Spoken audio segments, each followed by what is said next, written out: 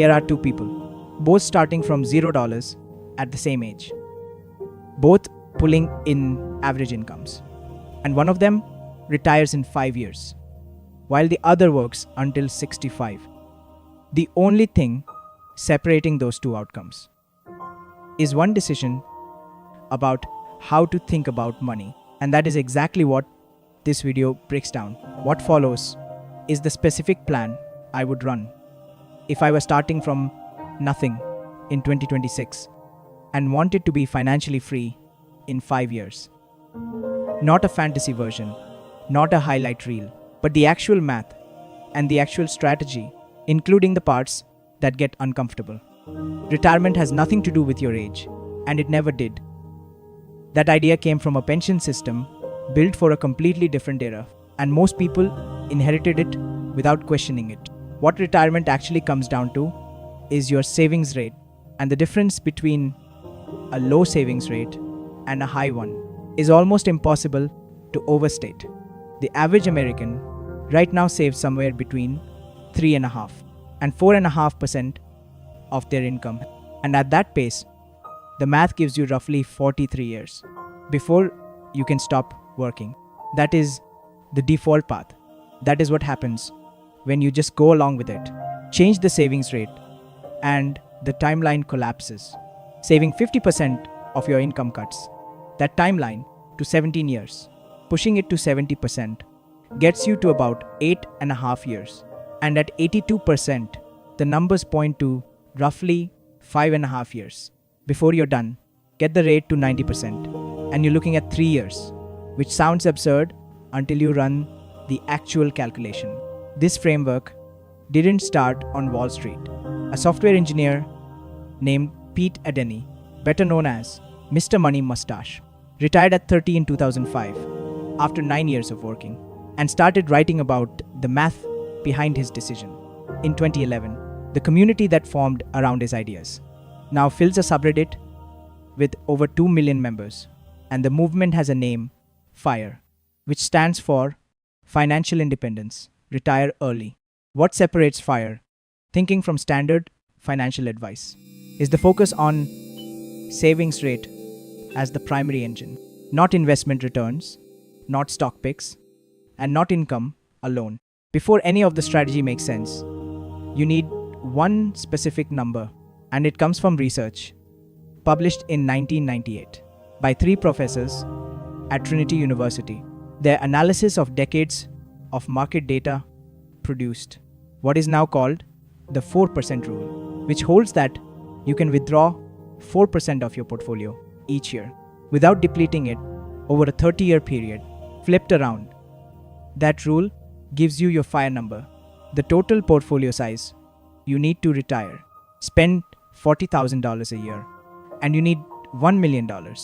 Get annual expenses down to $25,000, and the target drops to $625,000, which is a fundamentally different challenge to solve in 5 years. For early retirees drawing on a portfolio for 40 or 50 years rather than 30, some researchers have suggested targeting a more careful withdrawal rate, closer to 3.25% or 3.5%. And Morningstar weighed in on exactly that debate in 2023 and 2024.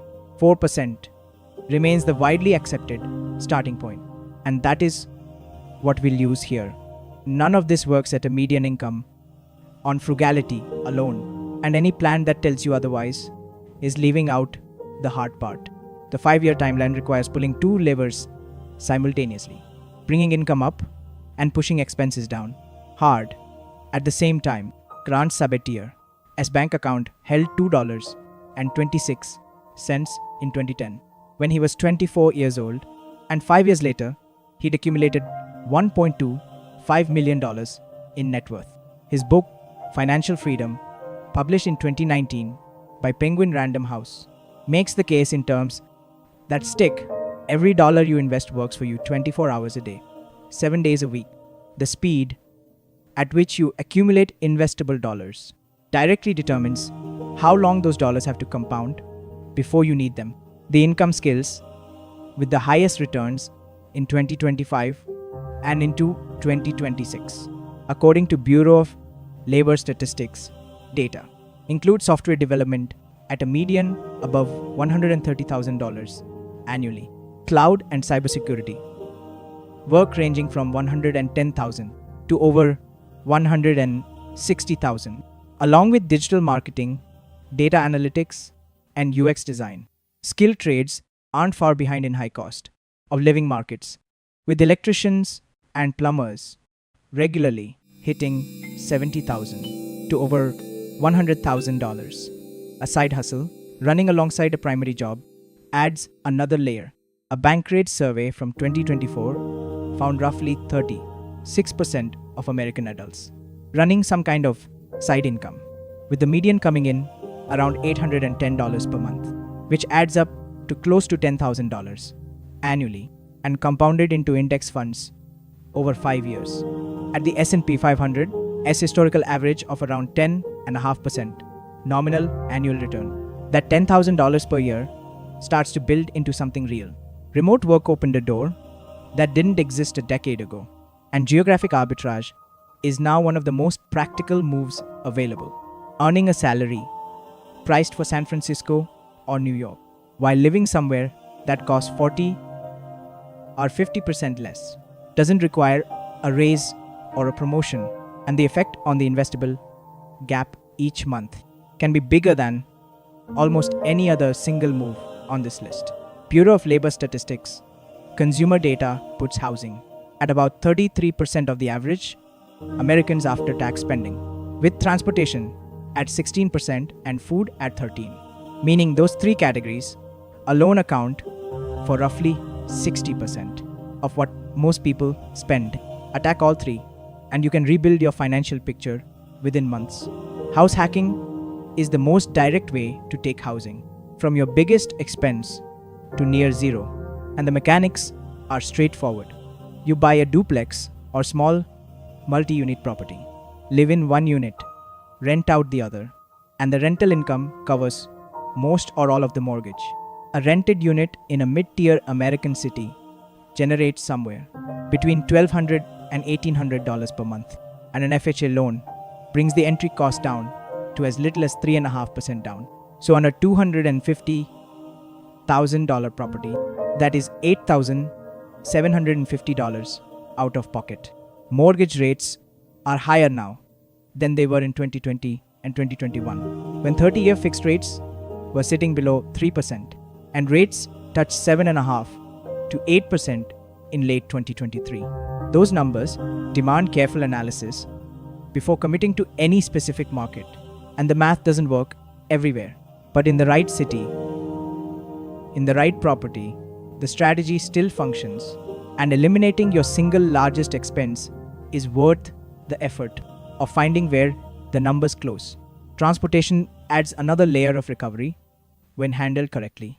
A paid-off reliable used car, compared to a financed new vehicle, can free up $500 to $1,000 per month.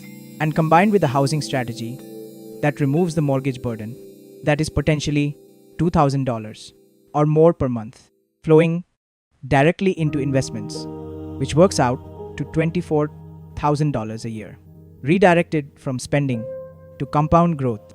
Not all investment accounts work the same way, and running them in the wrong sequence costs real money in unnecessary taxes over a 5-year sprint. The Bogleheads community, built around the investment philosophy of the late Vanguard founder John Bogle, established a contribution order that the FIRE community has largely adopted as standard.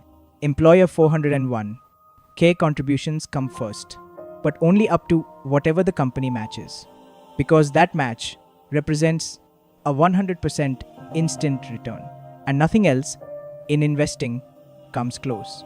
From there, the HSA gets attention with the 2025 individual contribution limit of $4,300. The triple tax benefit of the HSA, where contributions go in pre-tax, growth accumulates tax-free, and qualified medical withdrawals come out tax-free, makes it one of the most efficient accounts available and one of the least used. The Roth era comes next, capped at $7,000 in 2025. And for someone building toward early retirement, it carries a specific advantage tied to a strategy called the Roth Conversion Ladder. This approach allows access to traditional 401k money before age 59 and a half without the standard 10% early withdrawal penalty, but it requires 5 years of advanced planning, which means starting immediately after the Roth ERA is maxed. Contributions go back into the 401k up to its full 2025 limit of $23,500. $23,500 plus $7,000 plus $4,300 adds up to approximately $34,800 per year that can move into investments before a single dollar needs to go into a taxable brokerage account. Everything beyond that cap flows into low-cost index funds, tracking the S&P 500 or total market. Kept simple and kept cheap. Two scenarios illustrate how the numbers play out, and both are worth walking through because they cover different income levels with different outcomes. Scenario 1 starts with a gross income of $150,000 per year after a combined tax rate of roughly 28%. Take-home lands at about $108,000, and with house hacking and disciplined lifestyle choices, holding annual expenses to $24,000, the investable gap sits at $84,000 per year. Run that at a 7% average real return over 5 years, and the portfolio lands at approximately $580,000 to $600,000 at 4% withdrawal that supports roughly $23,000 to $24,000 annually, which matches the exact spending level maintained during the accumulation phase, and the math closes cleanly. Scenario 2 runs on a more common income setup. $60,000 from a primary job plus $20,000 from side income gives $80,000 gross, and after a 22% effective tax rate, take home comes to about $62,400. Expenses held at $20,000 per year free up $42,400 for investments. 5 years at 7% real return produces roughly $290,000 to $300,000, and 4% of that supports about $11,700 to $12,000 per year.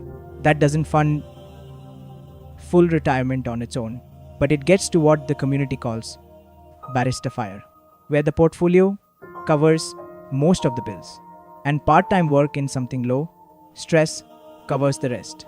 For many people, that arrangement looks and feels like retirement, and in lower cost of living areas, $12,000 in portfolio income, alongside $15,000 to $20,000 from part-time work, is genuinely comfortable living. Healthcare is the sharpest practical challenge facing American early retirees under 65 who haven't yet reached Medicare eligibility.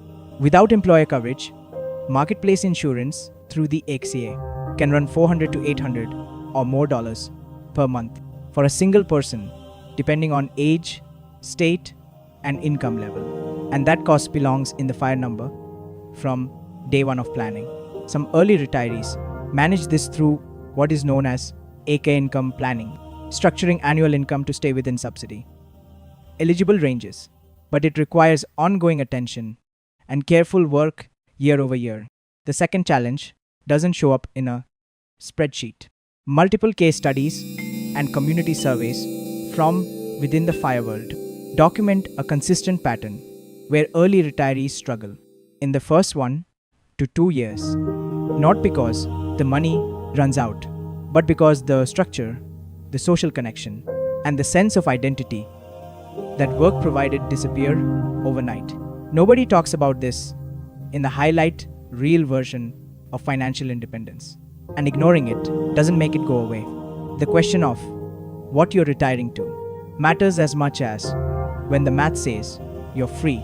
Sequence of returns, risk is the third variable that deserves more attention than it gets. When the market drops hard, in the first few years of retirement. The damage to a portfolio can be permanent, even if long-term average returns look healthy in hindsight. The 4% rule carries a historical success rate of around 95% over 30 years, which sounds high until you recognize that 5% failure means roughly 1 in 20 scenarios where the money runs out.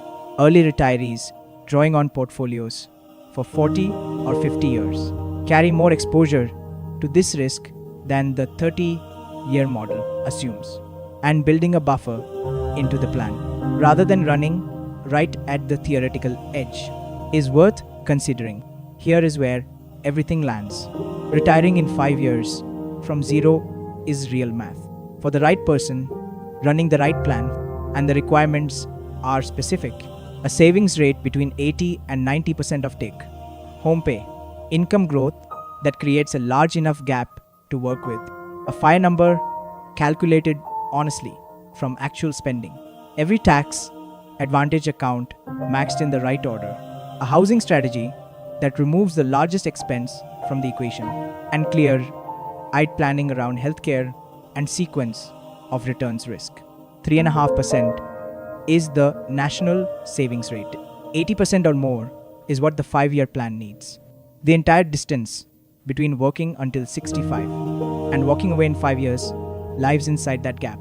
And none of what separates those two outcomes is secret or out of reach. Remote work, low-cost index fund investing, and the tools available in 2026 make this path more reachable than it has ever been before. The math is clear. Running it without shortcuts is the only hard part. And now you know exactly where to start.